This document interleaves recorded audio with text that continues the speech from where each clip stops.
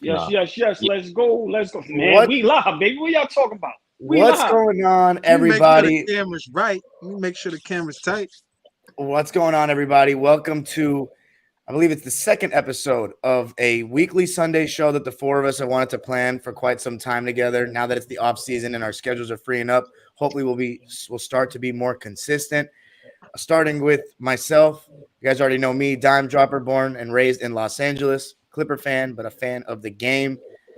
And we also have the man with the most interactive platform on the gram these days, All Ball Oh, TV. pleasure. OG. Oh man. We also have, I don't think you've seen him on this channel besides, actually, I don't know if Flea has been on this channel before, but you can catch him all the time on his own channel, Are We Live Flea, and at All Ball on Instagram as well. Happy to have him. Also from New York, but now in Houston. I'm here. I'm here. In the HTX, but I'm a Queens guy. You know that. New York to the death of me. I'm here though. Happy to be and here. then we got some of the most familiar for the Dime Dropper fans, Fabian Perspect TV, always wheeling and dealing behind the scenes, and it's no different today. Yes, sir. Yes, sir. How we Pleasure doing, and an fellas? honor. Pleasure and an What up? honor, What up? man. What up? What up?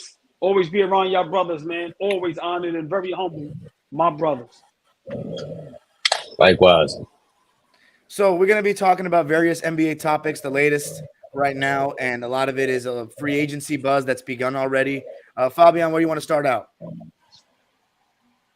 If you're going to jump right into the free agents, would you want to jump into the reaction to the trades first, guys? Or Nas Reed is the only guy that's available now. He just signed to the Minnesota Timberwolves. But I think it's more a reaction to the trades that happened. CP3 getting traded twice to Minnesota, to Washington, and then finally to Golden State, which is crazy in itself. I have And the something to say second trade, about of that. course, Go ahead. that involved Jordan Poole going to Washington, and we saw what happened in Golden State, how that unraveled. I mean, all ball started off. What do we think about that? What's the first thing that comes to your mind? I kind of wanted to ask y'all a question. Just want to say, everybody, good evening. Like I said, pleasure and honor to be with my brothers right here. How do y'all feel about guys that some consider top 20, top at their position, whether it's 5, 10, 15, being traded like it's nothing?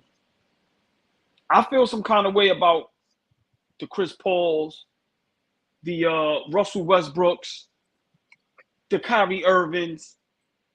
I feel some way about these guys just almost being thrown to the wind. The Chris Paul trade, I don't understand it. My opinion, I think it's going to be like a D'Angelo Russell move where they just trying to find the right trade. He's not going to stay there. It doesn't make any sense. Let's not forget him and Draymond don't like each other. Let's not forget what happened and the things Draymond said before about Chris Paul. Y'all can look that up. So, and Chris Paul and Curry, even though they have a respect for one another, there's a disliking for one another as far as on the court. These are things that I don't understand how people don't see.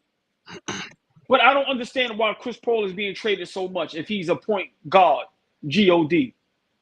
Y'all opinions on that? I really feel some way about that. I don't get it. I think we easily forget when Elijah Wan was up, they shipped him to Toronto. I know we remember when Patrick Ewing got old and he was sent to Seattle. I know all three of us right here, not excluding Don, but we are big Knick fans. And so I remember when Patrick Ewing got traded to Yes. Seattle. That was like the end of the world for a lot of New York Knicks fans. We didn't understand it. All I'm saying is that Chris Paul is 38. He's on the other side of his illustrious career. Anywhere he's moved, they get better. You just look at them statistically in terms of winning percentages. Everywhere he goes, from the time he got drafted, he gets drafted into New Orleans, they get better. He gets traded to the Clippers, they get better. OKC, they get better. Houston is in Game 7 of the Western Conference Finals. He gets hurt, but he's a part of that ascension for Houston. So I just think from from a GM's perspective, Dunleavy is over there now, and Dunleavy was working right under Bob Myers. So his style ain't gonna be too much different than Bob Myers. So getting Chris Paul in there, I just think is a somebody that could help that second unit. You know that they expected the second unit to take another step. They didn't. Kuminga, Moody, they traded Wiseman. So all of those picks and all of those young guys, they didn't take that next leap for Golden State, which is a big reason I think why they didn't elevate to where they should have this past season. But Chris Paul could be that guy until they decide to move him, because I agree with you all, Ball. It's similar to that D'Angelo Russell move. They got D'Lo for a year. They moved him before the trade deadline, and we don't even remember D'Angelo as a Warrior. So that could be it for Chris Paul. But in the beginning of the season, I think he helps that second unit a lot. But when y'all done, I got something to say about Bob Myers. I think he's getting too much props and he's being overrated. I got something to say. I'm gonna let y'all go though. Yeah. What you got for us, Dom? Well, I think that it was definitely a weird move, but Flea is right. Everywhere Chris Paul has gone, he has helped the team before it kind of flames out after a couple of seasons. But in my opinion, I heard Steve Kerr talk today on a podcast with actually my friend BJ. Oh my God, Fabian, I was going to call you about this. BJ, who I was just on the podcast with last week, or I think, last Sunday, I believe it was, the Pull-Up Podcast. He had Steve Kerr on his show. Oh, wow. Steve Kerr. Crazy. That's dope. I know, right after having, hey man, after me was Steve Kerr, so I'm blessed to have been right before him. But good for BJ. You guys can check it out. It was 25 minutes, and in that he asked him about Chris Paul. Actually, I'm not sure if he even asked him about Chris Paul, but one thing he said over and over again was turnovers. We're one of the highest turnover teams in the league last season. Yes. And what's the one thing when you think of somebody who doesn't turn the ball over? The one player that comes to mind is CP3, Mr. Assist to turnover ratio. So they clearly just want to better. Can we show Tyus Jones some love? Tyus Jones has led the league in assisted turnover ratio for the last 6 years in a row. Can we show Tyus Jones some love? Like, big shout out Tyus Jones. We're going to talk about Tyus Jones, I feel like, right? When we talk about the Wizards. Yeah, but absolutely. We need to talk about Tyus Jones. It's a weird move to me only because the Warriors' offense is so fast-paced, and CP3 hasn't played for a team that likes to push pace since Lob City. He's really slowed down the Suns' pace. Like we've seen when Cameron Payne plays, they played with such better pace. And he never likes to move without the ball. The most he does off the ball is stand around on the three-point line. So that's my only thing with CP.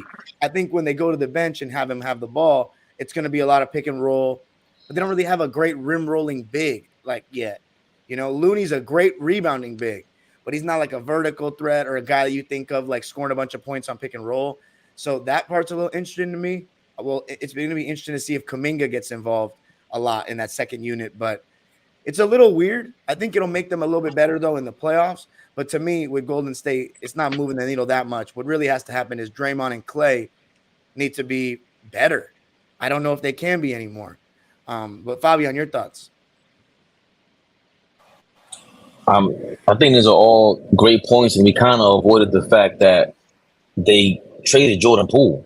Like, you got rid of Jordan Poole. You gave him $150 million last year, whatever it was. So that means Draymond got to be re-signing. There's no way around that. Even though you bring in CP3, who he's on record saying, I don't like that guy, I don't have a great relationship with him, but he's a smart dude or whatever it is. He never had the greatest relationship with Steph Curry. But I think, you hit it on the nose with the D'Angelo Russell move. Big time. It's like a combination of D'Angelo Russell, Dennis Rodman going from San Antonio to the Bulls. That wasn't well accepted. And CP3 himself. Like CP3, like you guys mentioned, going to OKC, going to Phoenix. What he did for DeAndre Ayton, like they were linked hand in hand by the hip, so much so that they thought that the Chris Paul deal would be with Ayton. They got to see something. They need somebody to help Kuminga get over the hump. Because for some reason, he's not getting playing time. And it can't just be he's a great talent and we're not giving him playing time. Nah, it has to be something. I think CP3 fits the mold for that. But more importantly, they really believe in this dude, Draymond. Like, I don't know what Draymond has. He feels like a mobster just extorting these dudes in the front office in Golden State. Because I really don't get it. Like, I understand he's that smart. He's an eloquent dude. I understand like he uses his leverage very tough. The way he speaks to the ref is crazy. I think that he would actually lose leverage if he left Golden State anyway.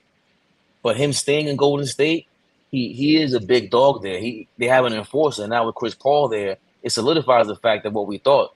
I don't think they care for Jordan Poole like that. I think they thought what I thought about Jordan Poole's talent. Like he's okay. He's all right, but he's not this super duper guy. He's the heir to the throne. And the fact that you bring in CP3 and you can't develop your other young guys because Jordan Poole is there, I think that speaks volumes. Like it can't just be Draymond. We need another veteran here, and we want to give our core 4 or core 3 another shot for the next year or two with Chris Paul there. Think about this, fellas, real fast. How egregious it was for Draymond to knock dude out. Because let's not act like he ain't knock him out. He knocked him out.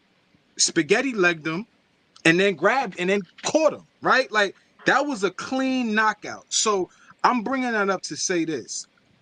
All of that happened, and a week ago they traded Jordan Poole. Like, think about that, right? Like, all of that happened to Jordan Poole, and they still was like, you know what? We paid this young kid, but we still gonna move him anyway because we just don't want him in this locker room no more.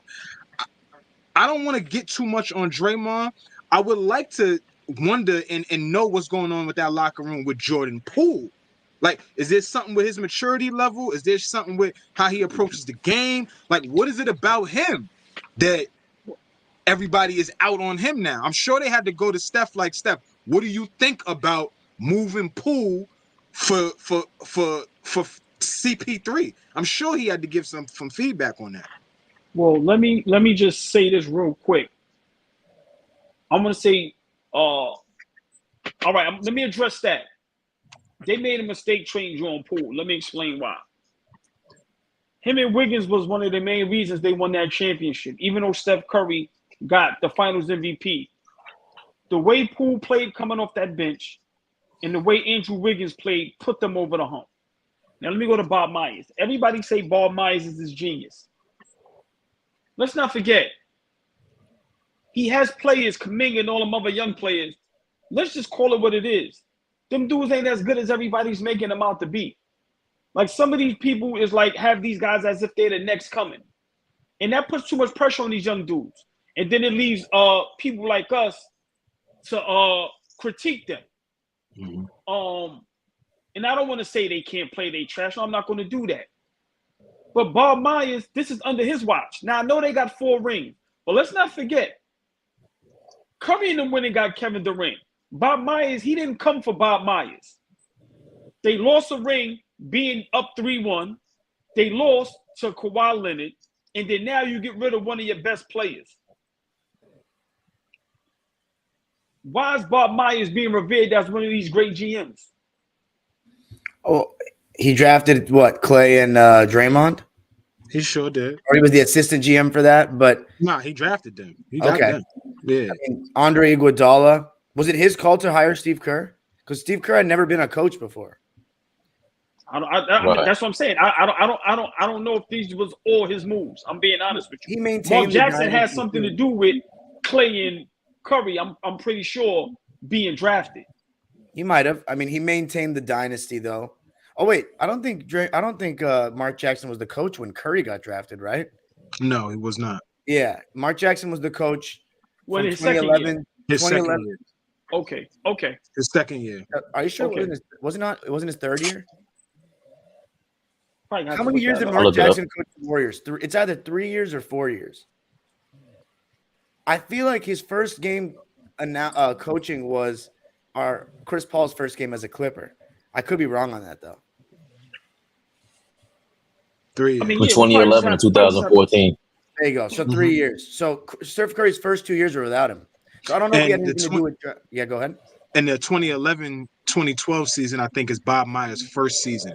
And that year is the Draymond draft. So I think his first picks are Harrison Barnes and Draymond Green. Draymond. Yeah. Well, he did strike gold in Draymond. We can't lie. For a second rounder, I mean. I agree. Yeah.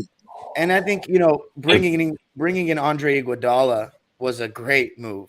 And then Sean Livingston. Sean Livingston, yeah. And the way he made all those contracts work, like, I think Bob has done a really good job. Even Jordan Poole.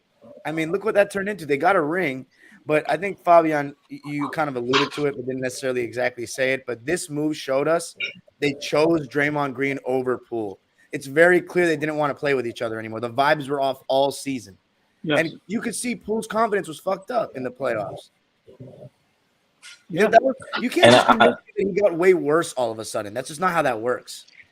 Unless you think that he just got a bag and he stopped working out and stuff. I don't believe that. I really think that Poole is a player that wants to be really good. I just think that he got the money. I think he got his ring. He wanted to play a little bit more, have a bigger role, and his role was consistently changing. Like he averaged 25 points when he started, and then he has to come off the bench, be the sixth man. It felt like it was all over the place, and at the same time, doesn't seem like he felt like he was well liked by the team. But I also think that the Bob Myers thing is like, remember, he's attached to the hip with Draymond Green, and when he left, that to me put Draymond up in the air with Golden State even more so, and he gave him more leverage. But I think they really viewed Draymond as a true leader, because if not, they wouldn't have traded Jordan Poole, and now you got CP3 coming there. Bob Myers. I don't want to say he architected everything. I think that's the problem on all ball. Like when you say he gets too much credit, that's what winning looks like. Like when we look at the Bulls, that's why I never liked about when Jordan gets all the credit. But dog, that guy Jerry Krause did a heck of a job over there. In the face of Jerry Randolph, he's an idiot owner. He owned the White Sox. He made a lot of mistakes. So it's not just the general manager. You got the general manager they don't even rock with. Jordan, these guys are making fun of him. With the Bulls, they didn't get along, Phil Jackson. So why does Bob Myers at the top of the hill, why does he get credit? Because imagine he had to deal with all this. He banked on Draymond all these years. In the face of all of us, it's like, yo, this guy might have cost you championships. What if they could have won? In our opinion, maybe 5. They really lost that one against the Cavs when he kicked LeBron in the nuts.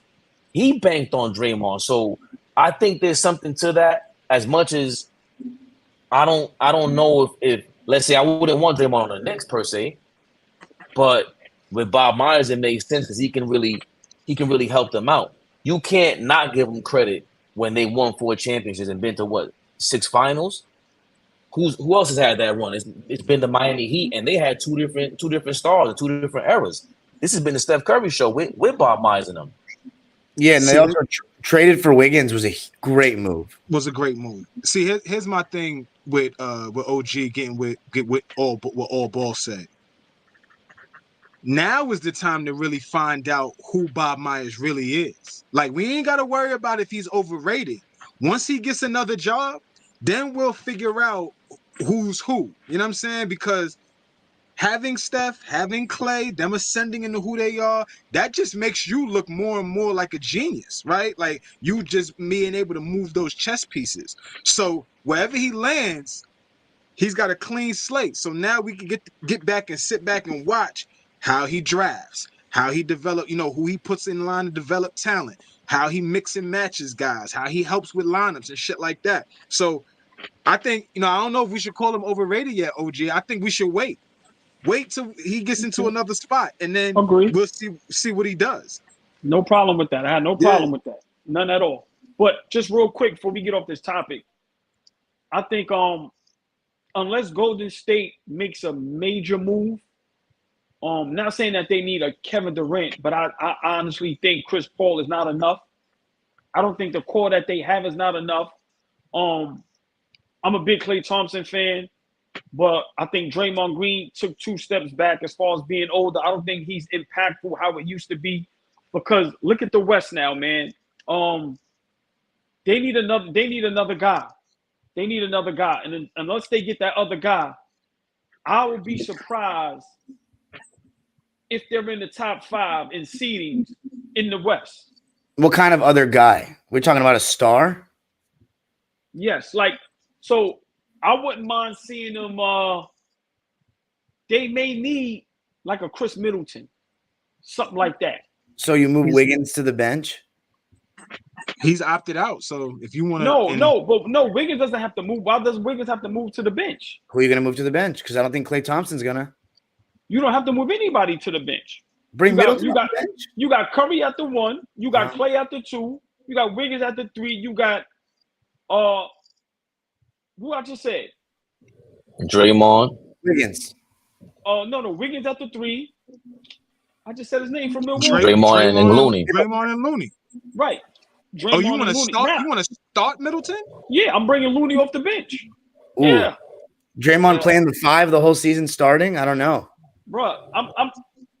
I'm just saying they would make that adjustment probably by game 5. By game 5 of the season, when they're getting killed on the glass, like I don't know if you could sit a guy that could go get you 20 rebounds. He might be the best rebounder in the NBA. Yeah, I don't know. I hear what you're saying because I don't know about that. Now you add more scoring, but I don't know if I could sit Looney knowing that I don't even have like who's Looney's backup right now? Think about that. They don't have nobody. None. That's what I'm you don't saying. have none. Who's his backup? But I think all Ball's point is that Golden State is missing something. Like Clay and Draymond are a year older. Well, I think personally that I think one of Clay or Draymond, probably Clay, if I'm being real, because I think what Draymond does is very important for them. I think Clay should come off the bench. I think he's a shot hunter now that doesn't hit the same way he used to. He's not the same defender. But Dom, how do you sell that? Tim, come off the bench for who, Dom? Come on now. If you bring Middleton in, I'm saying. If you bring Middleton in, I'm saying. I could not I could not like. You can't get him to come off the bench. Put my mind around. He doesn't deserve to come off the bench. No. Yeah, but if you're gonna ride with, then you're not gonna be able to convince any of these guys to come off the bench. Looney and Wiggins would say yes, but bringing your best defender off the bench. All right. You know what I would do if I'm Golden State, which I'm not. I would trade Wiggins in another piece, and I would go get Ayton. If they lose Wiggins, they're not gonna be able to guard. They need size though, man. They need some defense. I would think about that. I would try to hold on to Wiggins and see if they don't if Phoenix doesn't want Wiggins in that deal. Bro, if the Suns get Andrew Wiggins, oh my God, he's gonna be somebody that he'll guard all the best players. It's gonna be terrible. That would be a beautiful piece for them. To me, it's a win-win for everybody, unless you can get rid of Kuminga, some other players, which I doubt Phoenix is gonna want. But I'm just saying, for me, I can be wrong. Remember, I'm not right. I don't mind being wrong. I'm just saying, I think unless Golden State get that good player, you got Memphis that just got Marcus Smart. The Lakers is too big for them. They already proved it. Denver is a powerhouse. Right. Let's be realistic. If the Clippers is healthy and they bring back Kawhi and Paul George, let's be realistic. Phoenix is going to be right there. Right. Phoenix, if Zion and them get it together. So, I know it's a lot of ifs, but I'm just saying, to me, forget Sacramento. Sacramento will be back. So they got to make a move, Dom. I'm sorry, and I think what they have now, unless Steph Curry can rewind back to unanimous MVP Steph Curry, I don't see them being a threat in the West no more. I think it's over. See, you're saying it's go ahead. Let me jump out the window real fast, Dom. And I think I said this to Fabian off mic, but Giannis is a free agent in 2025. He could opt out in 24, I think, this coming summer. So next summer, right? If anywhere I see him aside from Milwaukee, it is absolutely Golden State. Just the culture, just how they move, just how they operate, winning, all that type of shit. I could absolutely see him being there. Like I said, let me jump out the window real fast. But if they're gearing up for him being free, I think Golden State has the biggest shot at going after Giannis in a year or two. I just checked his contract. His player option is it's not. Yeah, so he's on a contract guaranteed for 2 more years. Oh, so, okay. So his opt out is what, 25? Yeah, 26. Oh, 26. Oh, okay. So that don't even matter. I thought he could opt out. I thought he could opt next summer and then be fully free 25. 2 summers from now, he can opt out. Okay. Going into the 2025-26 Nah, that's too far. That's too far. Yeah, that's too far. That's too far. But see, all ball is saying it's Steph Curry playing at a unanimous MVP level. That's not it to me, man. Klay Thompson's not an all-star anymore. I love Klay Thompson, but he's not. You guys see his defense is not the same. Is not the same, and his offense is around the same. But look, in the playoffs, there's nothing to say. He just missed a bunch of shots. I don't know what else to say about it. But his defense is not. He's had 2 major injuries back to back. Like, and Draymond, it feels like every single game comes down to, is Draymond going to look at the basket tonight? It feels like every playoff game comes down to that. When Draymond's aggressive looking at the basket, they get better looks. When he's not, you're playing 5-on-4 on offense. Sometimes even 5-on-3, because Looney is a great rebounder, though, but he's not an offensive threat. I'm going to say something. I want to go back to what y'all said, though. Go ahead. No, ruffle the feathers. Hold on. We're going to see the feathers ruffling. Yeah. Curry, step up. Simple. It's your team. Hold. Let me finish. Hold. This is your team. You're the greatest thing since sliced bread, we all say. Put them on your back and get it done. I'm tired of hearing excuses. Hold on. This was LeBron. This was KD. This is anybody else. I don't want to hear nothing. But this is my problem with Golden State. This is why I get a lot of flack and a lot of pushback, but I don't care. This is why I say that dynasty is flawed. Because look at the players that they need to succeed. We all agree they need a big piece to succeed. Just like they needed Kevin Durant. Now, give them last year they won. I'm not going to Curry. Get it done. And y'all got it done. I'm gonna stop. I'm jumping in. I'm jumping in right there, old boy. Because what I'm hearing, right, is Steph Curry, miniature, smaller guard, go get it done. Only two guards in NBA history that we all know have gotten it done by themselves, but relatively by themselves, and being smaller guards. That's Steph Curry and Isaiah Thomas. Now stay there. No. Okay. Stay there. Do we all agree? Is he better than Isaiah Thomas? I would say so. I would say so. My opinion on that is not very what's it called? Like, it doesn't matter what I say. I haven't watched Isaiah Thomas play one full series. No, it does. It does. We'll keep it simple. We'll keep it simple. We'll keep it simple. Better because he's Steph Curry. Hold on. But we'll keep it simple. Whether you think he's better or not, more skilled, whatever. He's been more dominant in his era than Isaiah was in his era. That's the fact. There's no denying. Some people have him in a top 10 already. Some have him as the greatest point guard ever. Now remember, I'm not knocking him. I'm a Curry fan. I'm just speaking real. Some have him top 10 already. He's the greatest shooter of all time. Some have him better than Magic Johnson, even though we don't agree, but we've heard it. Some people have him the greatest point guard ever. Go out and get it done. I'm with Flea on this. I'm with Flea. It's the same thing we were talking about, Flea. Some people ain't built for that. Like, he's been getting hurt. Come on now.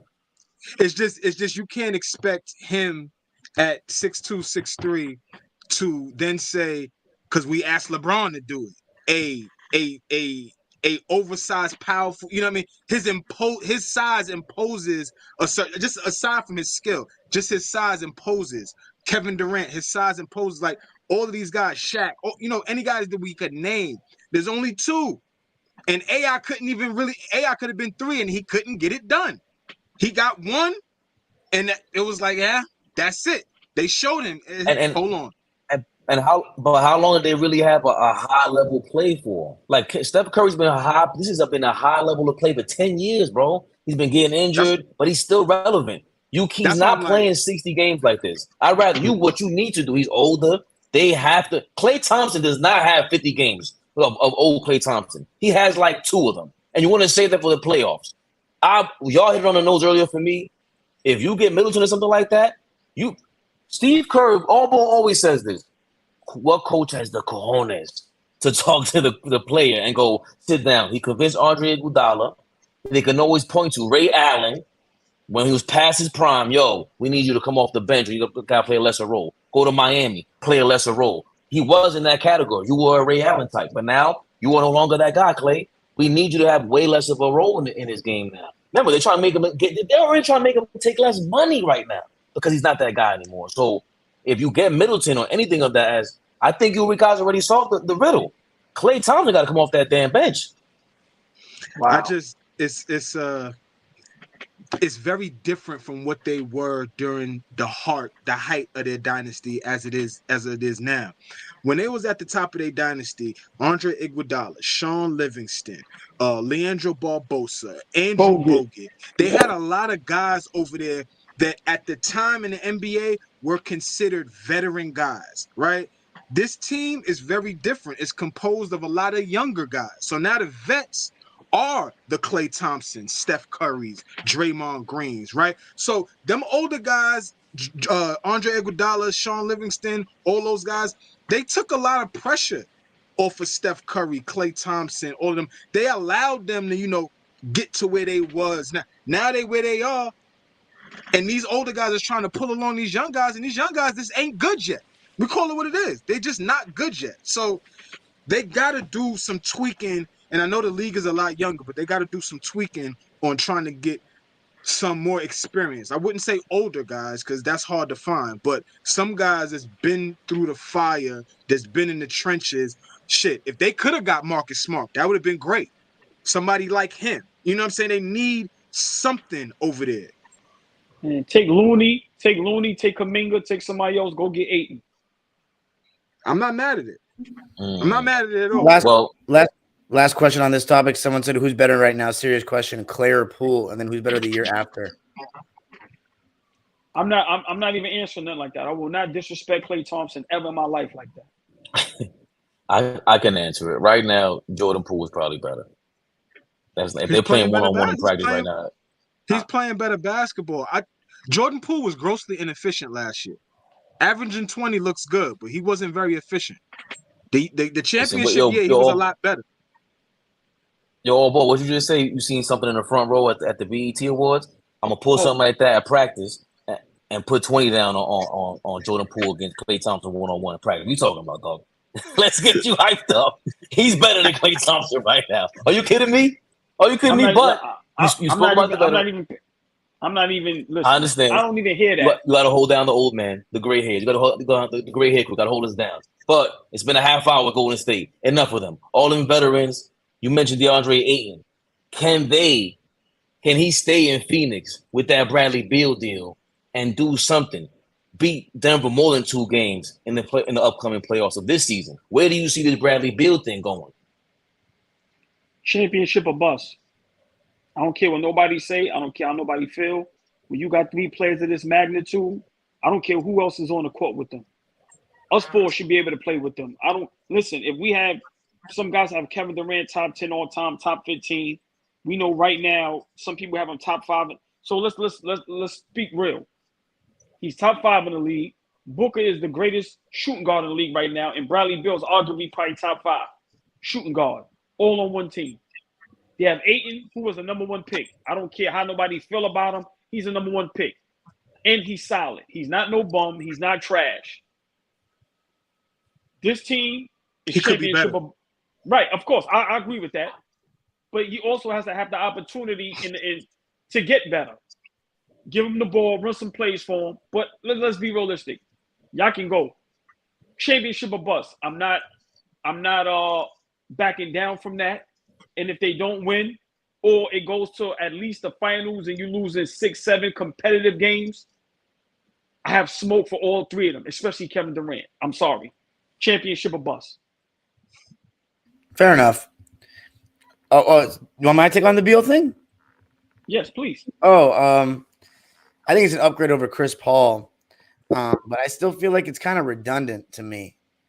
It's 3 guys that are really good scorers, 3-level scorers, but are all very jump shot reliant to me. KD was not really getting to the rim like that in the playoffs. Booker was. Beal here and there, but it's a lot of jump shots. Beal and Booker, they score in very similar ways, and they're going to be so hard capped now, besides that with the supporting cast. I think it's an improvement. But my thing is this, I'm not worried about people being too selfish. If anything, I'm worried about people being too unselfish, and then it's just you'll have games with KD shooting 12 shots. I don't like when KD shoots 12 shots. I think KD should be shooting 15 plus. But is Beal going to be shooting only 11 to 12 shots? They're all going to be playing in the flow of the game. But then you before you know it, it's the third quarter and you've not gained much separation, and Beal's only shot 9 times in the game. He's going from being a first option the last 5 years scoring-wise to third. I get from going first to second, but now he's third. I just feel like it's a weird adjustment. I just think that their defense won't get any better. I think that their ceiling is the conference finals, but I don't see them going anywhere past that. But partially because I'm not as high on KD as a lot of people. I'm very high on Booker, but I think KD's aged a little bit. And he's still amazing. I still think he's a top 10 player in the league, maybe even top 5. I know that was a conversation that was very popular this week, but I don't think it makes sense. It doesn't make me, if I'm the Denver Nuggets, right? I'm not scared that they got Beal. I'm not. I'm a little different with you, Dom. I feel what you're saying, but I just remember when John Wall got hurt, right? Towards Achilles or something. He had a really bad injury with Washington, and they had to put the ball in Brad's hands. Now, a lot of the times when John was the point guard, John would pass for an assist, not pass to move the ball, right? If he's passing, you're gonna get a basket out of the pass. I'm a guy that likes point guards that just move the ball just to move the ball, get that hockey assist, right? And Brad was that type of guy. Everybody eats. I don't know if y'all remember that term he was talking. Everybody eats, where he became the ball handler. So for me, him going in that position where he's the third option now, taking that role of everybody eats, kind of facilitating, getting everybody involved, because I think Brad is very capable of doing that. The last time that we saw Brad Beal play 50 plus games, 65 plus games, he led the league in scoring. So you know he could fill it up. But I feel like he's the guy that they need to put in a position to facilitate, because he's also a guy that if KD ain't hitting, Book ain't hitting, Brad, go get me 40 tonight. I need 40 tonight. And he's capable of going to get that. So I think that like All Ball is saying, the ceiling for them is championship. You know, they got to fill out that roster. They got to fill out their depth. Last thing I want to say about them is to combat what you're saying, Dom, about them getting better defensively. I just think adding Vogel, they're going to be better defensively. Just You can be right about that. You can be right about that. Just adding him as the coach. I don't know who's going to be better, how they step up and all that type of shit. But just adding Vogel and him knowing I'm not going to have to implement too much offense, but I got to get this team to defend. I think they're going to be just fine. The only thing looming over Phoenix right now is I read a report that Isaiah Thomas might be their general manager, something like that soon. That was crazy. They better not. No. Hold on. I heard that already. I heard this. I heard he behind the scenes like doing some things. He's a consultant. You know how Jerry West be, jumping around and doing his thing.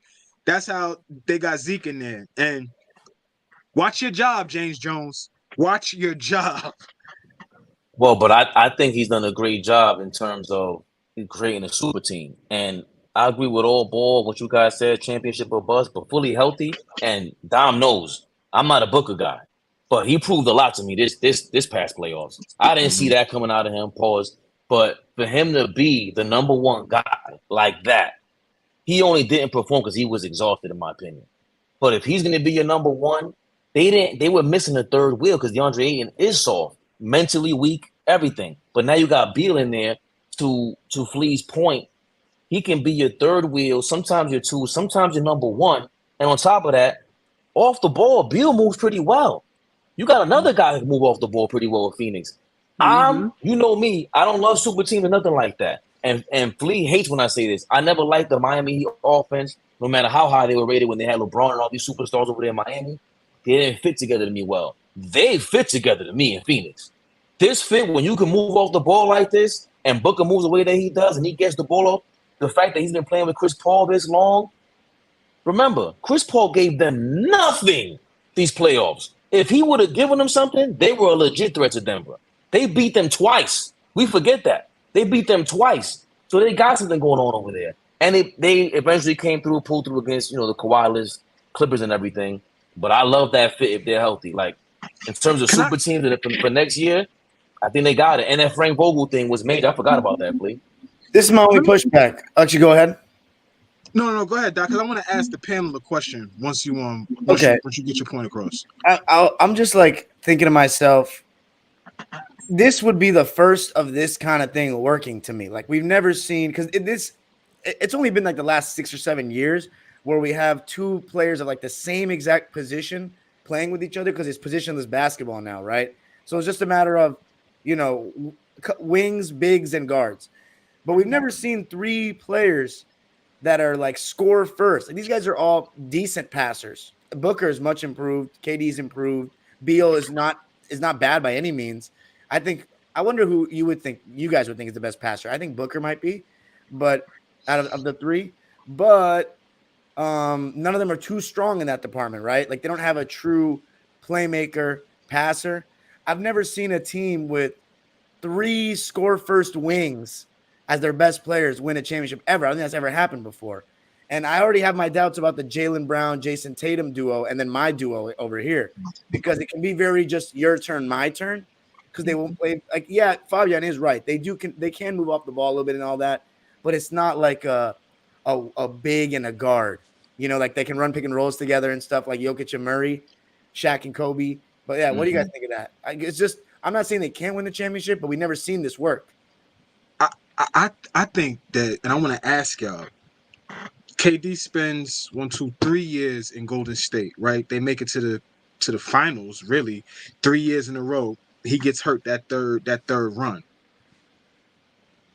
My question to y'all though, implementing what Golden State does, just stylistically in terms of basketball, if KD was to bring some of that mindset, some of the things that Steve Kerr implemented in arguably a time where he played some of his best basketball in his career, why not take some of that from that time and bring it over to Brooklyn, bring it over to Phoenix, right? I know KD is not the uber leader that we would love, but implementing a Golden State style offense with what Phoenix has right now, they would win 60 plus games this year if they played like that. I just wanted to hear y'all thoughts on if KD was to just speak up and say, hey, let's start implementing some of the stuff that we did in Golden State to get easier looks for me, Book, and Bill. I think that's a great question, but I think I know the answer too. I don't think he wants to play that way. I think that's part of the reason why he left. And partially, why would they want to get rid of Kenny Atkinson? That's a good offensive mind that was on the Warriors staff, and bring in Steve Nash, who, like, if anything, if there's any offensive system Steve Nash knows, it's the D'Antoni system. That's the opposite of the Steve Kerr ball movement and stuff. In my opinion, KD is okay playing this way. Like he seems to want to play the hard way. That's my take on that. What do you guys think? Yeah, but Flea, I'm glad you asked that. My thing is this. This is why I give Kevin Durant a lot of flack. He can say all he wants. I don't care about legacy and I don't care about GOAT conversation, this and that, but this is what we do. And before we was born, people argued and talked about basketball. And I'm pretty sure when he was young, they argued and spoke about their best players. So it's only right that, this is what we love to do. If you can't get it done, I have a problem with that. You are the older, more veteran, seasoned player with the most experience. You have the rings. You're supposed to be leading these guys to the promised land. Flea, that was a great question. And I always said, every team that KD puts together, it's like an almost mini semi-Golden State-ish with the 2 players that he links up with. So you have right now your Booker and you have your Clay and your Steph. Now, I'm not saying either one is as great as Steph. Right. But how do you not get this done? How do you not take what you did in Golden State, like you said, and implement that, bring these guys together, speak to them as the eldest that you are, the better player that you are? They're going to respect you, and bring this thing together and bring it home. This is why I give him flack. And I would love to talk to him one day because I'm not going to back down. As far as like, yo, when you say we look at the games, no. We think you're great. We think your skill set is top, whatever. But at times, it doesn't amount to wins. It doesn't amount to a championship when it should. KD's skill set should every year be in contention for championships. I'm sorry. Yeah. So, I agree. I agree so with that. I agree with what you said. And this is why I say, if they don't win a championship, I don't know about everybody else, but for me, listen, for him, look. Because Fabian, think about this though, right? in present time, right? We got a lot of guys that have platforms, right? Everybody, Pat Bev, Paul George, KD got the boardroom, right? Just think about 5 to 10, 8 years from now, right? These guys are done playing, right? And now you're embarking on your media part of your career, which I'm sure you ain't start this boardroom shit for no reason. You're gonna have to answer some tough ass questions, man. You're gonna and this is from your peers. Fuck us. This is from your peers, people that you have played with. If you're gonna want to expand this broadcast media, platform that you're building, you're gonna have to answer tough questions. And everybody's not gonna approach you, KD, like, yo, you won those 2 back-to-backs and that's it. No, nigga. Hold on, y'all, real dropped quick. the ball a few times. Hold on. Y'all want to see something? Look, my son's 17, right? Chuck him. Say what up, man. This is family, right? Yo, what up? Baby old boy. He look just like you. This is crazy. Give him, please, y'all, give him 2 minutes. Remember, this is his generation. When you and your friends talk, how do y'all feel about Kevin Durant? He's one of the best scorers. That's it? He's one of the best in his generation. He's unguardable, yeah. None of y'all have no problem with him not winning more rings? No? So y'all younger generation, y'all don't even care about rings. I mean, we do care about rings, but I don't think he has nothing to prove. See? Look, he ain't got nothing to prove. So this team here that they have constructed with Bradley Beal going there, how do you feel about that? I don't think he's going to work out. Why not? Because they got Devin Booker and Bill and KD. They're like 3 top scorers, so I don't think he's going to work out. That's from the youth, man. Look, they don't care about rings. I agree with him. I agree with him. He can't complicate that at all. Like, he said they're gonna win. He said. No, he said he doesn't think they're going to win. He said because they're 3 top scorers and it's not going to work. Oh, okay. So I agree with him. Like you said it was seamless. Right, but hold on. When y'all, I'm gonna let 2 seconds because I like to hear like the younger dudes. When y'all talk about basketball, who's y'all top 5 that y'all love? That we love? Yeah. I don't know, but for me, I'll say I'm like KD, Curry, Ja, Luka, and Westbrook. Westbrook. No Kyrie? I love that. No Joker. No, but that's honest. That the first couple names that came out was honest. He ain't have to. He said Westbrook. See? He said Westbrook. I love that from a 17-year-old, like loving Westbrook still. I love that. Yeah. But I agree with him. I think it depends on your team setting and everything like that. And I see in his mind, in their mind, they're not gonna be a super defensive team. How are they gonna win? So I get that. And that whole thing about him, like, I don't think Steph Curry getting another championship puts him on a different level. I just think him competing the way that he's supposed to puts him on a different level. I don't expect Kevin Durant is not a. If Steph Curry get another chip, that puts him on another level. I don't know what you talking about, bro. Right? No, because but again, I always say this. It all depends on his team. If his team ain't ready, how's he gonna win? If Kevin Durant, he's not that type A personality. He's just already proven that. He's not out there to be that competitive mentally. He's not that guy. That ship already sailed for me. Like, there's no way I'm starting a team with Kevin Durant before Steph Curry right now. It's not supposed to be an argument, but it's not gonna happen. So him being in Phoenix, you got 3 guys that are really like number 2s to me. All 3 of those guys are number 2s. In reality, they're not a real type A guy. That's excessive. Kevin Durant took his team to the finals. Devin Booker they both took his team in the finals. I know they both. Hold on. You think Kevin Durant is a number 2? He's a number. You saw he did what happened when he was on OKC and Golden State was able to guard him the way that they did. What happened last year when they got swept by the Boston Celtics? If you're a number 1, you don't get dealt with like that. You just don't. That OKC series, when they came back from 3-1 down, Don was just talking about Clay missing shots in this past playoffs. That is literally exactly what happened to Kevin Durant in that series. Golden State did nothing different. They didn't scheme different. They didn't put any different defenders on them. He was kicking their ass the first 4 games, and the last 3, he just go look at the shooting percentages, Fabian. He just missed shots. But you- That's Cephalosha, great, well, not but Cephalosha, excuse me, but Sean Livingston and Iguodala and the Draymond Green weren't stopping him. Like he just missed a lot of shots, and Russell yeah. it's Westbrook not. turned the ball It's too over. coincident. It's too coincidental. Russell Westbrook's not a number one. Like certain guys, but physically, you can get like Steph Curry physically is not a number one because they can really outplay him. But the fact that he moves off ball changes everything. Once again, Kevin Durant, what did he do off ball?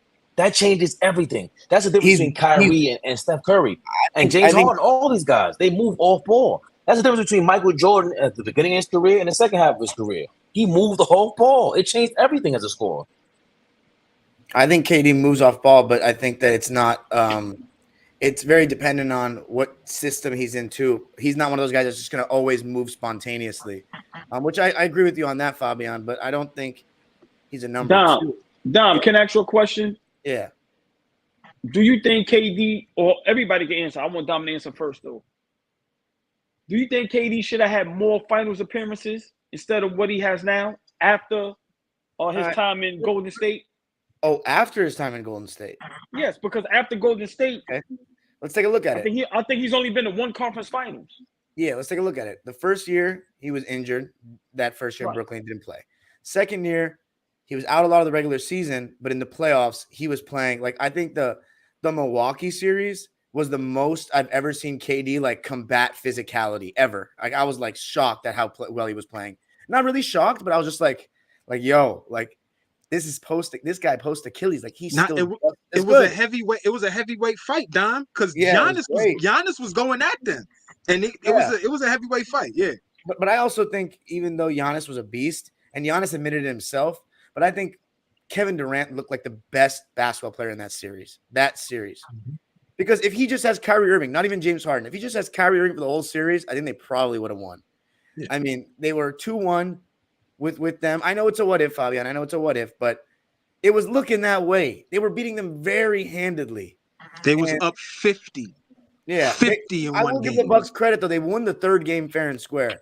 But, of course, they weren't going to go down 3-0. I don't think anyone expected that team with Drew Holiday, Giannis, and Middleton to go down 3-0. But that I don't blame KD for that series. I really don't. His players went out, and he played so hard. Do you blame him for that all ball? No, well, it's not. Well, okay, I'm not really hit. All right, no, right. All right, well, answer the question. I'm not really here to blame him for anything.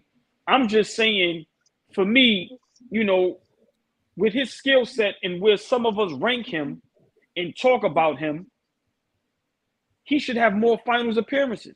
Well, that's just being honest. Ever since Golden State, like I said, man, he's not in contention for nothing. Not MVP votes. Nothing. But the last 4 years, OG, like Dom said, first year he's hurt. Second year they're right there, but Kyrie and Harden, they right there. Though. Right. So that's 1 year. Right. The third year, you can't say nothing about. They got swept by Boston, so we can't even make no excuses for that. He was just bad. Go ahead, Dom. I was going to say, let me ask you this, all ball. But now that we're at the third year. You said that the first 2 years we can't really get on him for too much because he played really well in the 2021. Okay, right. But the year with Kyrie last year, my only thing with KD is this: he was playing a literally MVP level basketball before he got hurt.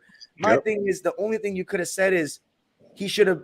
The only thing you can say is tell Kyrie Irving, if you don't play, bro, like you're holding us back. Like you are like, I want you traded. Like that's the only thing he could have done to me. Or literally give him the vaccine himself. Like, because otherwise it's like Kyrie, you have a player that important that's not playing. The whole season was shrouded in this conversation about Kyrie. So bad to the point where Harden left. And we all got on Harden in the beginning for it. Now, I'm included in this. We got on Harden to quit it. And I went too hard about the physicality and all ball thing because that really was the point I was trying to get to is that he's not a type A personality. He's not a type A kind of leader. He's not going to be in your face. And you don't have to be in anybody's face, but you have to make it crystal clear to your everybody around you. Yo, I'm trying to win. He doesn't make that clear. To go from I'm an MVP caliber kind of guy to it doesn't matter. I don't care about all that stuff. How can you say the words I don't care and your job is to compete? That's insane. Let me just say this, and I'm gonna leave the Kevin Durant thing alone for me, because I don't want to seem like I'm bashing Kevin Durant, because I actually love the guy. I love watching him play. Love his skill set. Dirk Nowitzki got it done. They said that's one of the hardest routes to the NBA championship that some people has ever seen. Allen Iverson got it done. I seen. But when you say that he got it done, he got to the finals. But there's a difference between winning and getting there. Dirk Nowitzki won. And Chuck gets too much love for just getting there. Let me just say that out loud. All right, but hold on. No. All balls cooking. All balls cooking. He's talking about mentality. He's talking about heart. Y'all cut me off because y'all know I'm smoking. Yeah. Don't do that. Right? Okay, you ain't being slick right now. Okay. I see. No. I'm being for real. I seen one of my favorite guys, Dame Lillard, get to the Western Conference Finals with that roster. No disrespect to that roster because they all way better than me. And I wish I could have played in the NBA. My point is this. Kevin Durant, to some people, is better than all those players. He's had teams either just as good or better. Get it done. Get it done. I'm tired of hearing you need a bench. You need this. Bruh, you one of the best that we've ever seen. Same thing I feel about Steph Curry. I'm saying for 1 year, no excuses. I don't want to hear who's the coach. I don't want to hear they didn't have a bench. If you're healthy, put the team on your back and get it done. But that's not who he is. But that's not who he is. Like, how can we? Are we really? If you're the general manager, I'm gonna stop talking about him as if he's one of the greats. Then I'm with those conversations. Let me ask all ball questions. Go ahead, Fabian. Yeah, exactly. He's a great. He's saying he's one of the greats, but he's not. There is that legendary. Look at Jimmy Butler. Jimmy Butler's not supposed to be in the same conversation as you ever, but because he has that it factor, he's gonna go. He's an overachiever. Kevin Durant doesn't have overachiever in him, in my opinion. He just doesn't. But all time, that's not even that. All time, that's not a conversation. Jimmy Butler, Kevin Durant. Let's be honest. Okay, that's fine. The all balls thing is again, it's about competing. When he's saying, for me, when you're asking Steph Curry to compete for you in that manner, the only thing stopping Steph Curry is injuries. That's it. Because if not, he's going out there every game and he's trying his best. He's trying to win. That's not it for Kevin Durant for me. He doesn't approach every side of the game like that. It seems like Steph Curry is very competitive off the court, on the court. He was there to block Jordan Poole in the middle of the huddle. Like, don't talk to Draymond like that. Get in the game. He seems like a leader. Kevin Durant's leadership skills, it's a part of being this guy. It took. I like that I love that you brought up Dirk Nowitzki because it took him a while to get over that hump and be a leader like that on the court and show some heart. Really, we don't talk about that enough. Allen Iverson did not have a problem with his heart. Kevin Durant needs a heart transplant. We've been saying this. It's nothing new. I don't. Go ahead. Go ahead, Dom. My bad. No. You haven't talked in a while. Go ahead. No, I just feel like he spends entirely too much time trying to convince us that he just cares about hooping. You are playing on the NBA professional level, and you are named with guys that love winning. You cannot keep trying to convince us that if y'all just had me playing out in Rucker, I will be fine. No, nigga, stop trying to play us like we don't know. You love basketball, and people that love basketball are competitive and they want to win. That is the one reason why we've been talking about Jimmy Butler for the last 3 months, because of his competitive nature, how he competes. He's not the best jump shooter. He doesn't have the best handle. He's not the best defender. Everything is effort and competing, and then everything just looks like it's to another level. So we got Kevin Durant. Stop that shit. When you see this, Flea talking to you. Stop trying to convince us that you just like hooping and you not competitive. Go out there and put a team on your back. Carry them. When it gets to May and June, give a fuck. Give a fuck. He gets into these little spaces where he tries to tell us and convince us that it's just basketball. Nigga, you making millions. Everybody loves to win. Stop that shit. So I feel what you're saying, All Ball. No, you guys are. I'm 100% in agreement with all this about the mentality of him and how much that he doesn't. I'm not saying he doesn't like to win, but there's clearly the guys that we talk about. It feels like they want to win more than him, legitimately. Like he doesn't care that much anymore. If they lose, it is what it is. I'm just gonna go on with my life. I'm still gonna hoop. I'm still living the dream. Dom, how is that okay for an all-time great? That's why I made that comment. I'm saying KD is like, we was having a conversation a couple weeks ago about how influential KD was? Like, did he influence an era? And me and OG was going back and forth about it. I don't know if he influenced the era, Flea. And I'm like, I think he did. But if this is a guy who influenced the era, why you don't give a fuck about winning? What are we talking about? That's his personality. He just gives up. I think when the going gets tough, that's who he is. He's remember, that's why we did not like the move from OKC to Golden State. That is the number one reason why we were like, yo, you just did that, dog? You just went to the team that beat you? Nah. You never on the court are supposed to go switch sides with the other team that just busted your ass. You bringing everybody back, taking your jersey off if you got to, taking your shirt off, and you're going to play ball and try to beat them. You don't join them. That's insane. That's who he is. Fabian, check this out, y'all. OG, Dom. They lose to Miami in 5, right? That OKC, that first year. The first chip that LeBron gets, he gets it against Kevin Durant. They lose in 5. You watch KD go in the back, he falls in his mom's arms and he's crying and there's a lot of emotion, right? Because he lost. A couple years later, he wins that first championship in Golden State, Finals MVP. The first text message I got from a family member, right, that loves the game of basketball just like me. He said, "Hey, yo, Colin, it don't look like KD's even happy about winning this shit. Look, y'all. It don't even. Yeah, it don't even look like." And I tried to downplay it at that point. I was like, "What are you talking about? The fake LeBron pose." I was like, "What are you talking about? He won a championship. Of course he's happy." But as time, hindsight is 2020. So when you look back now, you like, I don't know. Of course, he might be happy, but how much did it mean to him? Is my point. Dom. I wanna ask All Ball a question though before we finish off with the Boston trade. Yeah. That's our last one, right? The Boston trade. Yeah. All right. So I'm gonna ask you this, All Ball. We're gonna do what? No, I mean out of all the trades. Yeah, I'm sorry. Yeah. Okay. So I'm gonna do a little exercise. I'm gonna name a year, and I want you to tell me if you think that they should have made KD's team should have made the finals if he had just played, to the ability that you think he should be playing at. I like exercises like this. Go ahead, Dom. Let's go. So when we can all agree that when he was an 8th seed and they lost to the Lakers, he shouldn't have gone any further, right? 8th seed lost to the Lakers. That's his first year. That's first 2010. Year 2010 in the playoffs. 2010. Right? I remember. Okay, yes, I agree to that first year. Yes, I agree to that. 2011 made the conference finals, lost to the Mavericks. They were underdogs in that series. Are we going to get on him for not making the final? Okay. No. Third year, if anything, they upset San Antonio. I didn't think they were going to beat them. They were down 2-0 in the series and won 4 straight games. So he made the finals then. We can't, and they should not have beaten Miami. If LeBron had lost that finals. I don't knock him for that. Knock him for that. Okay. The 4th year, Westbrook had his meniscus torn by Beverly. They were the number 1 seed. They did everything right until that point. So we can't get on him for that. Can we? Why not? What do you mean? No, you expect him to beat Memphis without Westbrook?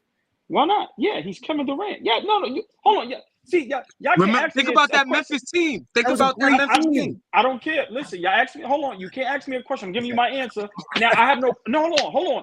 I have no problem with him losing. But if you want me to be, no. Go ahead, OG. I'm listening. I have no problem with him losing. But if you want to ask me and want me to be honest, the 4th, 5th year, this is when players come into their own. Remember, now he's really Kevin Durant. We know what he be about. Mm-hmm. Put him on your back and win. But if you lose, I don't have no problem with that. But I'm not going to hold that against him. Go ahead. Let's go to the 5th year. Well, okay. Let's say they beat Memphis though. That's that year. They're not beating San Antonio without Russ. That's like they just can't do it. Okay. I think in that year, San Antonio was really good. What'd you say, Fabian? But to All Ball's point, that season. Did Kevin Durant play to like did we see like he gave it his all like Booker did this year? Did we see that kind of performance? That's his MVP season. 2014 is an MVP season. We're talking about the year before that. Not the season. The year before. My bad. Not the season. In the play, did he go all out in the playoffs and give it like he's saying again? Iverson didn't win. It's not the fact that he won or not. It's the fact that did we see this inspiring play from him? I don't know. I don't remember that season. You tell me. But fellas, what did he look like in 2013 playoffs? Go ahead. Well, hold on, y'all. But listen, my thing is this: up until Golden State, even when he won the 2 rings, I have no problem with Kevin Durant. I have no problem with him now. My point is this: You left Golden State, right? Ever since you left Golden State, you've underachieved. Let's call it what it is. You've been to no finals. You've been to one conference finals. You've been swept. You ain't been in no MVP votings. You ain't have no great year. Like, let's call it what it is. Wait. I want to keep going though. Let's go. All right. So 2013, we give him a pass because no Russ. 2014 is his MVP season. They were the second seed. San Antonio was first. They lost in the conference finals in 6 games. I feel like we never talk about this series, but I have a problem with San that. Antonio to win. Okay, you got a problem with that. Okay, honestly, that one's a 50-50 series, so I want to hear your take on that. San Antonio. No James Harden. No James Harden. James Harden. That's the first year. San Antonio team was ridiculous. They were on a mission. They got beat they were not in going to 7 lose. games the year before. That's the Ray Allen shot the year before. They was on a mission that 2014 season. Okay, so I have no problem with that. All right, I have no problem with that. And they had they had the super low level James Harden was Kelvin Martin, who I like Kelvin Martin, but come on now. All right. James And Harden. that was, like I said, and that was saying in the powerhouse. I have no problem with that. I have no problem with that. He averaged I just looked at the numbers. He averaged 26 points, 8 rebounds in the series. Efficiency slightly below his average, but what was his shoot? What is his splits? What did he shoot? It's 47.5 from the field and 33 from 3. That's below his. Oh, I can't lie. Yeah, I can't lie. Prime I can't lie. Kawhi Leonard on him. Yeah. Okay. Now, on top of that, if I'm not mistaken, that's when they played Steph Curry in the playoffs. San Antonio did. This is the year after that. Yeah. Because the year before Steph Curry played them? Right. The 2014, the Clippers beat Golden State in 7. In 7. Yeah, they beat them in 7. Okay. So either way, what I saw Steph Curry give to the San Antonio Spurs, I thought Kevin Durant was going to give back to the Spurs. And I didn't see that. And I'm just like, all right, I get the Kawhi thing, but nah. He's supposed to be unstoppable. So hey Dom, please, let me ask y'all a question. Where's Jimmy Butler's moment against Boston, against Milwaukee? Where's Kevin Durant's moments like that? I mean, when he got to the finals in 2012 and they beat Dallas that year, I believe they beat Dallas in the playoffs that year, and Dallas is the defending champ that year. Correct. Yeah, and they beat Dallas. He was amazing that series. I mean, it's easily forgotten because it's so long ago, but he was amazing that series. And don't forget the series after he outplayed Kobe and made a game winning. And I was just getting there. My bad. Kobe beat them in 2010, and Kobe was telling them. He was telling the media. He was telling everybody that wanted to listen. Remember? Yes. I don't have this nigga figured out yet. And the only player that in the league that plays with my motor is Russell Westbrook. So I don't have Kevin Durant figured out yet on how to defend him, and Russell Westbrook is my clone. This is what Kobe was saying. So in the next year they come back and they smoked them. So he had a couple moments early on, but later on, what's his moment? Back-to-back game 3s in the finals against LeBron. Okay. Them shots that he hit was big shots. Yeah, but we all can agree, like I said, with them Golden State team, that was inevitable. Like, I'm being honest, that was like cheating. Like, we kind of knew once that trade happened, the whole league just went in shambles. Like, right. No need. People said there's no need to even watch the games no more. No, I know. He leaves there. It felt like so that. I don't even want to put those Golden State years in that. Fine. No, we're not even gonna. Okay, so do you blame him? So you're okay with this? You're okay with the Spurs loss in 6 games in the conference finals? Yes, I'm okay with that because that Spurs was a powerhouse. I'm okay with that. 2015, that was the year that he was injured more than any year. He was hurt. He was hurt. They even make the playoffs, so you can't blame him there. 2016, when he cracked his foot. Right. Yeah. 2016 blew a 3-1 lead. We can blame him on that one. It's tough, right? You have to. You can say that one. Then he goes to Golden State for 3 years, and now we're back to the current conversation. So now my final question to you, I'm gonna go get my food real quick, but answer it. Is the last 2 years, the Kyrie Irving, the year where that got swept by Boston, don't think they were going to make the finals. And then this season with Phoenix. Go ahead. Now, here's where I'm going to disagree with y'all. When he went to Brooklyn and they assembled that team, everybody said he was going to the finals. All networks said it was Lakers Nets in the finals. So I disagree with Dom saying that. This Phoenix team, when that trade happened, I'm only going to speak for myself. I went berserk. Finals. we all say Kevin Durant. We've all heard it. Kevin Durant is that one player people say that can fit anywhere. You plop him, it works. I'm not saying he's not great, but I'm gonna be honest. When we talk about the Dirks, the Larry Bird, certain players, and I keep telling people, if Joker win a second ring, I'm sorry to say, a lot of dudes is about to be forgotten on some list, and Kevin Durant is gonna be one of them. I keep saying this.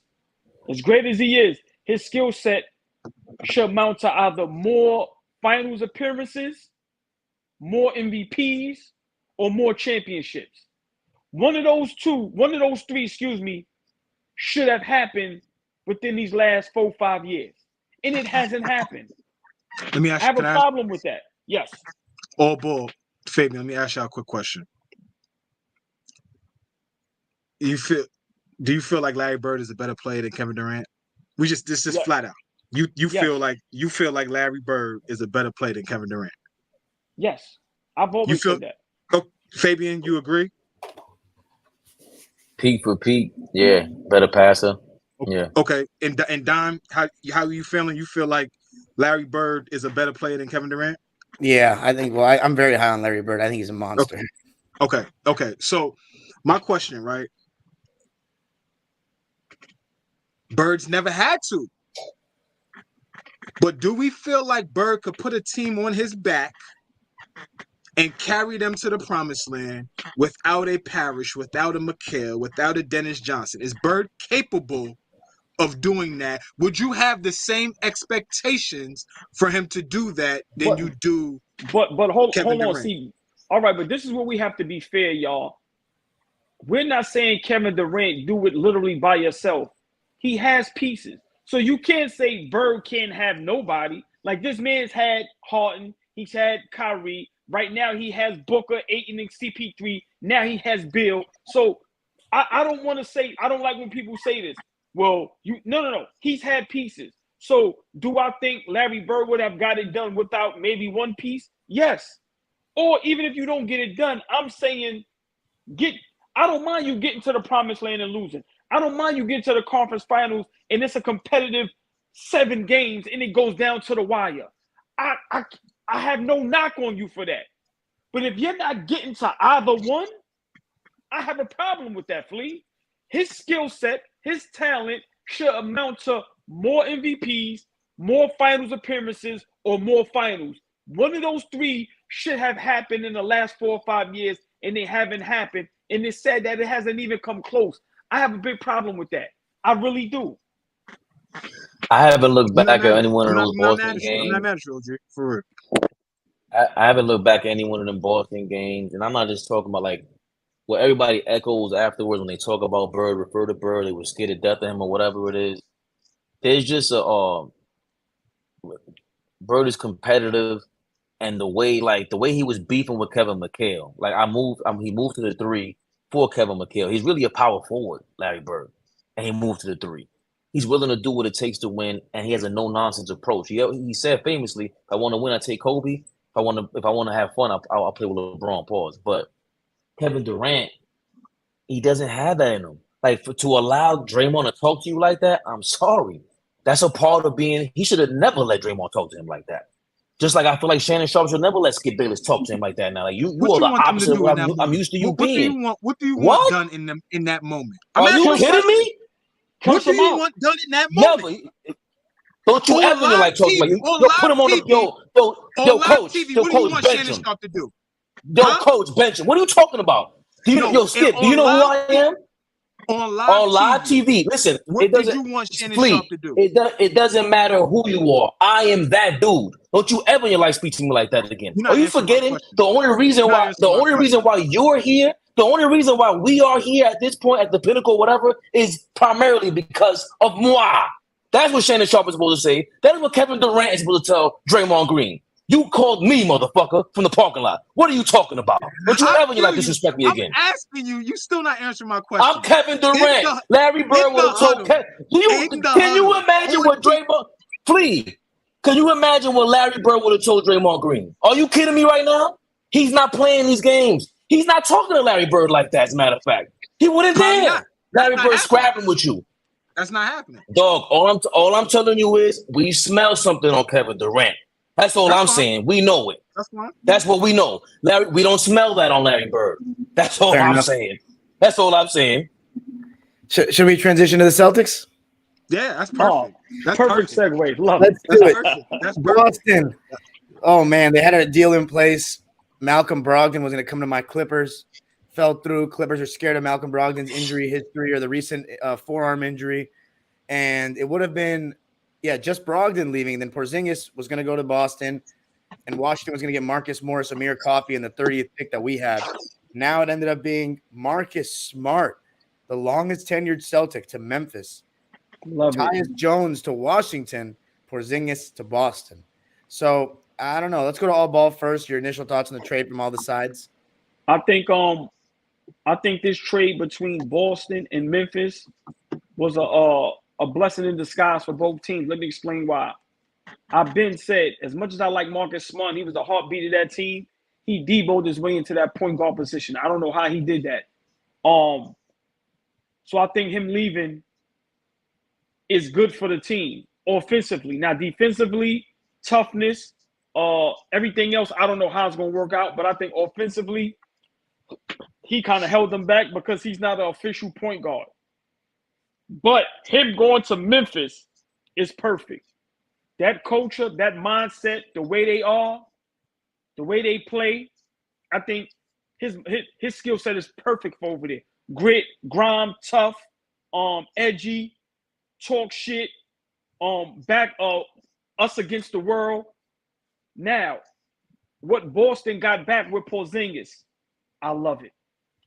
I wasn't a big Porzingis fan when I was a Knick, but after watching them, and I watched some games, we watched some games and watched them in Washington. Porzingis is a good player, man. And what he's going to do for Boston, the way he's going to stretch that floor, they have three legit guys that can get a shot on their own, that can knock down a three, that can spread the floor. And then you have a point guard in Brogdon that I think his mindset is he just wants to play, he wants to win, and I think he's into doing the right thing. I think it's a beautiful thing. So I think it was a blessing in disguise. I think Boston fans are going to be upset that Marcus Smart left because of who he was for them. But after a while, I think they're going to understand it was the best thing for the organization. I think his skill set was better coming off the bench for them. But I think now him being in Memphis is perfect. And I think Porzingis, to me, the only better spot for Porzingis would have been going back to the Knicks. I think him going back to Boston, I think this is going to be a real threat for a lot of guys in the East. I think that move knocked my Knicks and Miami all the way back down. That's just my opinion. So all ball likes it for Boston. And do you think Marcus Smart, real quick, before we go to Fabian, is going to help Memphis, though? He's going to be basically replacing Dylan Brooks. Perfect. Okay, perfect. Yeah, I agree. Fabian? Perfect.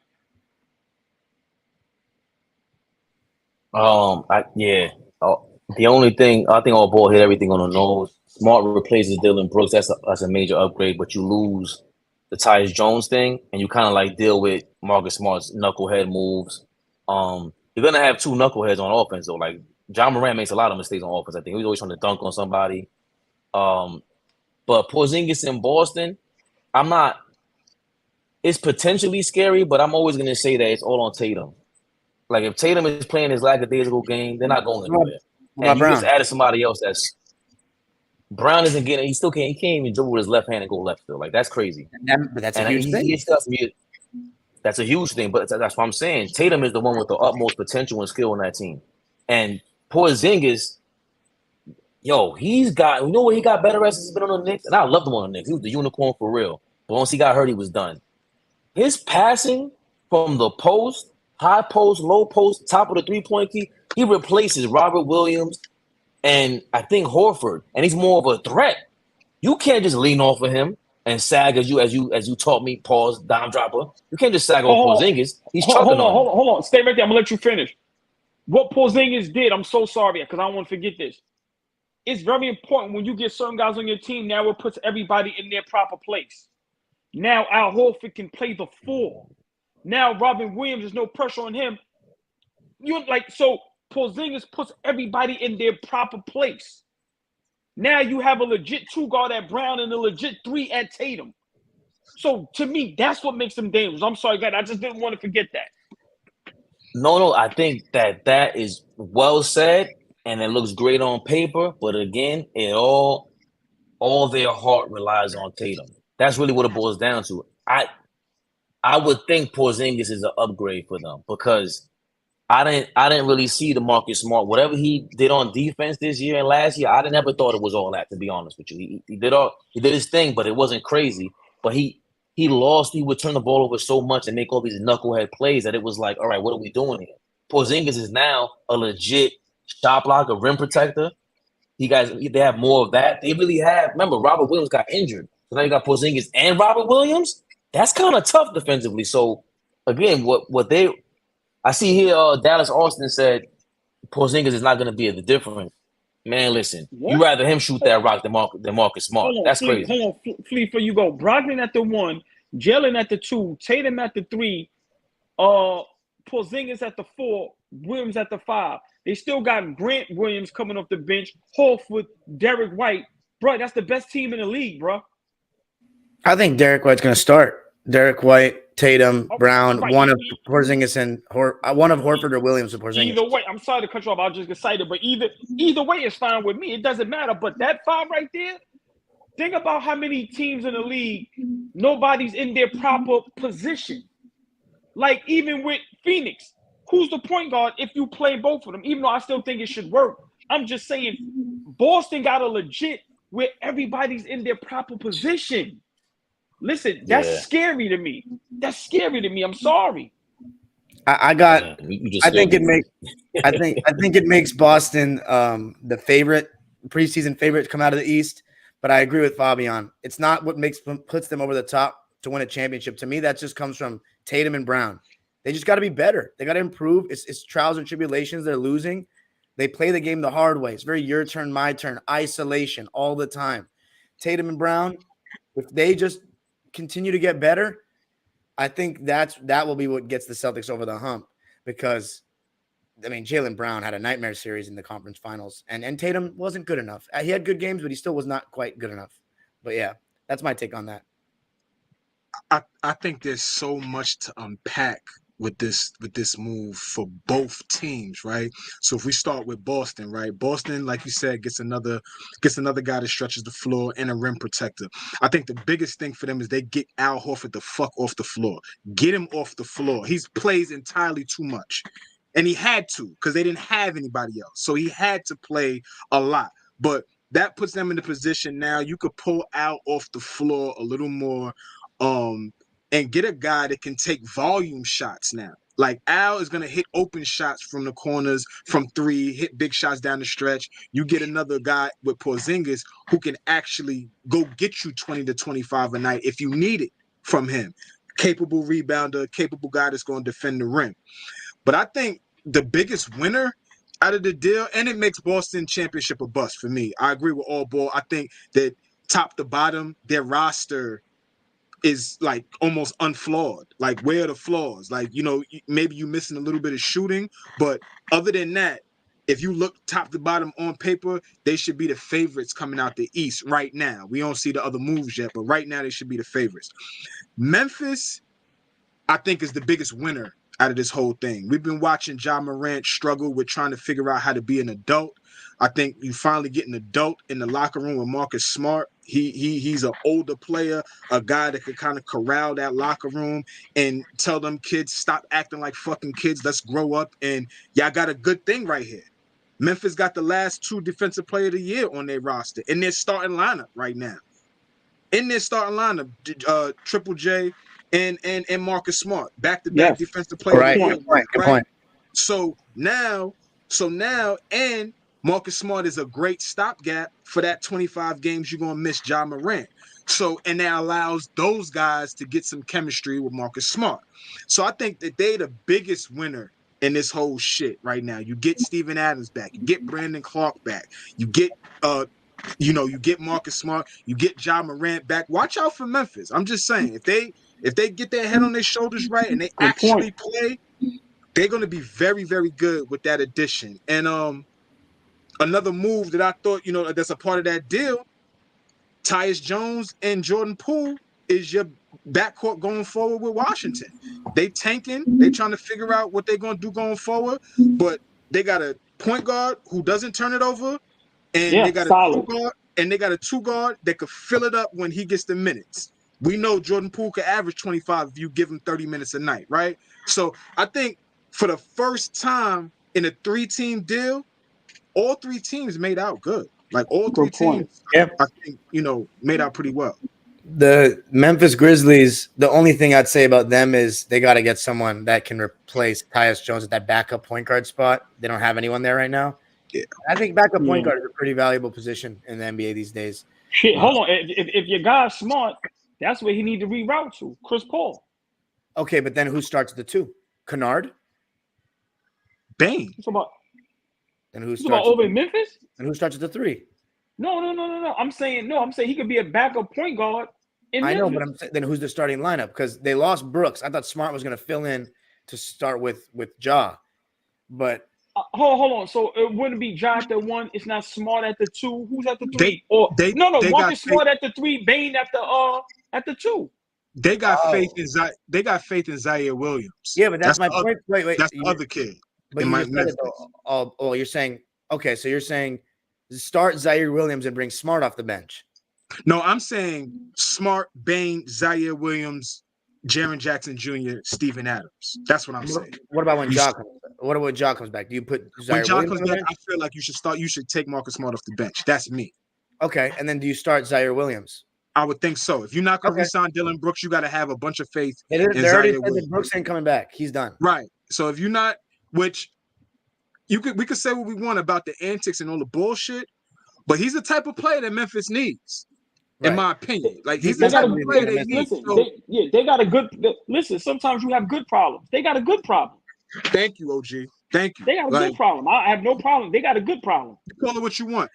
Every team figures out how, if you're a good team, you figure out how to work with your good problem, right? Draymond Green is a good problem, right? Like that's a good problem to have.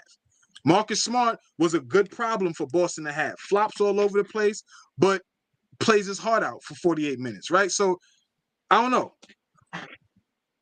Listen, to me, only two teams in the West that's big that play big. Pause. That's Denver and LA. Mm-hmm. So Sacramento was little. Golden State is little. Nobody even pays Minnesota no mind. Like Denver, And they not a big team. So I just feel, like I said, to me, I don't mind playing when Ja Morant is there. Ja Morant at the 1, Bane at the 2, Smart at the 3. Then you got JJ and Steven Adams at the 4 and the 5. I have no problem with that. All ball. Minnesota right now is paying $443 million in total to their 3 bigs. Cat, Gobert, and now Naj Reid. Terrible. We about to go get Cat. We could talk about that offline. We about to go and get Cat. We'll do that another time. Yeah. Yeah. We need to go get him. Fabian, you got anything you want to close it out? With that, I think y'all hit it on the nose, man. That defensive player of the year thing, I forgot about that. Having Smart and Triple J. Marcus Smart plays a lot of games, right? He's pretty durable. Yeah, I think he misses around 10 to plays when he's 15. hurt. Yeah. Right. So and with Triple J there, I think he's a little bit another knucklehead though. I think he has a lot of mishaps for a guy who's supposed to be defensive player of the year, like that stature. So that coach should be on the hot seat as well for allowing all that to take place in Memphis. But obviously it's all on John Morant and how he plays too. If he comes back, no nonsense. Because again, we talked about Kevin Durant for an hour or whatever it was. John Morant needs to get it together. Like, it is what it is with him. You fault him whatever you want. He makes bad decisions on and off the court. But specifically on the court, all that extra reckless behavior that he does on the court is crazy. And to have Marcus Smart there, and I think Triple J is pretty reckless too. Makes a lot of mistakes. So they have to all Ball's point, I think, with the CP3 thing, that's what it is. Like, when is Memphis going to be more disciplined? All right, you got rid of Dylan Brooks because you're kind of using him as a scapegoat. You're saying Marcus Smart is the guy. He's not known for being disciplined. So that is what they're lacking, even though I still do like him being able to shoot and create and just be a creative of some sort on the court and being replacing Dylan Brooks as the tough guy.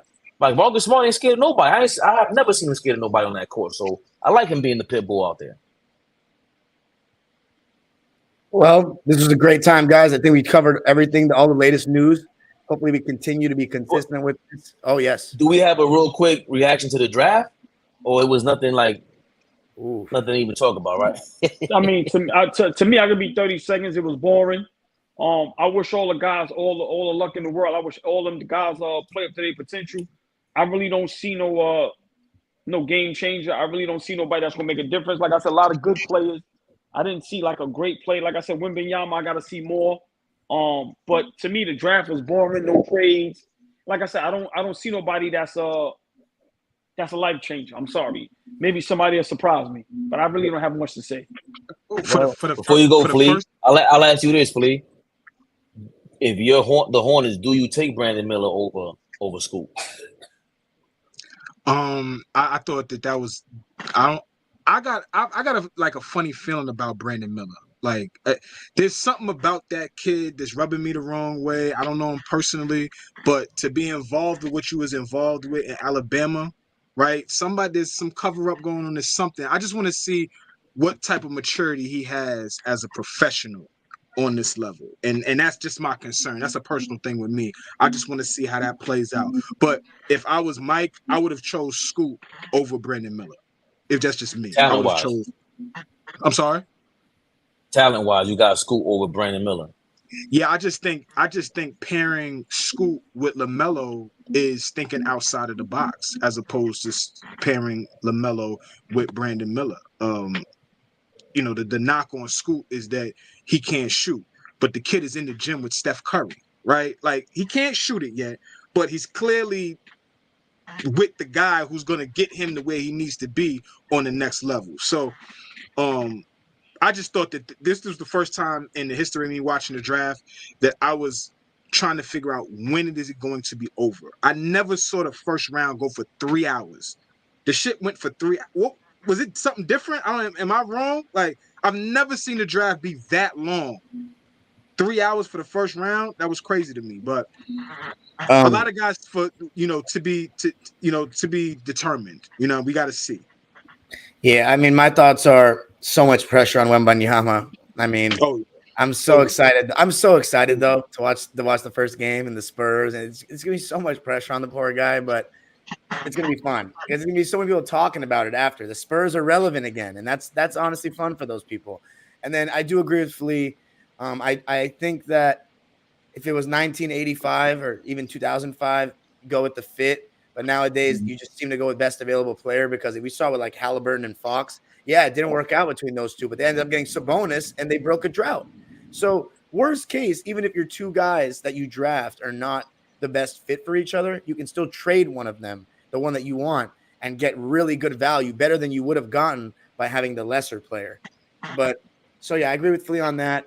My only thing about the draft is the kid that Golden State picked. I was telling Fabian about this, Brandon Pajimski from Santa Clara. You just took my read my mind.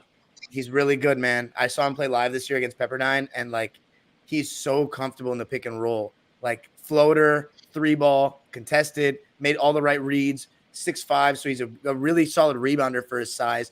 High basketball IQ. He has a pro handle. He can handle the basketball like a pro. Like, he's really good. And I think he can play off the ball a little bit. I think he's a perfect fit for Golden State. It's just a matter of if he's going to play much, especially with Chris Paul being there. But Chris Paul's going to miss his games. Steph Curry will miss his games. I hope he can get a chance because the crazy part about this kid is he was in the second round, like projected second round before the college season started. He snuck into, now he's going to go early second round, maybe late first round. And now he ended up being the 19th pick. So, like, the fact that he consistently rose is a great sign. And the reason that is because every time people see him play, he's only doing himself more favors. And that's a big thing. Mm-hmm. So, I don't really have that much knowledge on anyone else. Jaime Jaquez going 18th to Miami was surprising to me because I never thought Jaquez would go that high. But they needed – they're really looking for power forwards. And I think that was a reach for me. I like Jaime, but that was a reach. Yeah. That's all my thoughts. I was gonna ask because I don't watch college ball. I was gonna ask you, was it a mistake for Miami to take Jaquez instead of the kid? How you say his name? Pajimski? Well, Not necessarily, because I think they like Vincent. I think Lowry gave him some good minutes. I think they really want somebody at that force. They don't have any big forwards. We saw that hurt them badly against the Nuggets. So I guess that's when they like to play bully ball.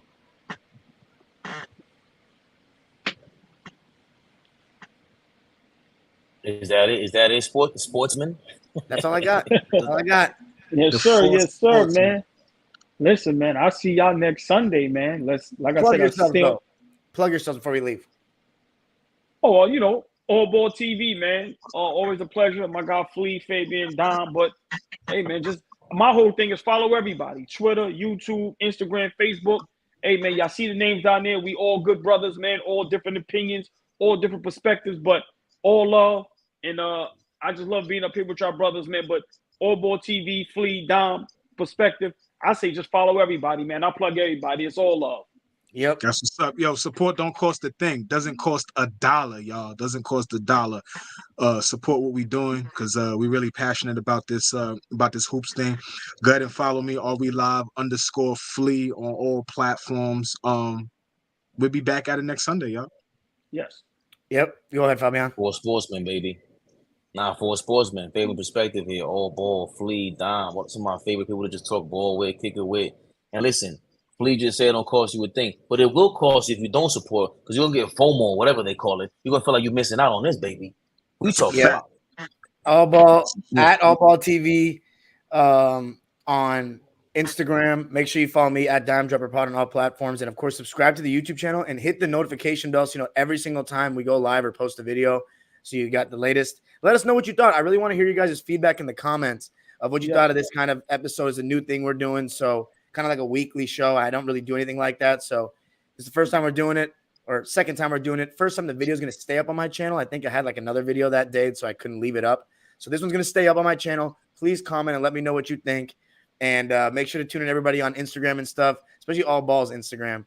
We don't know what famous white people song he's going to walk to next in the streets. Yo, let me tell you something.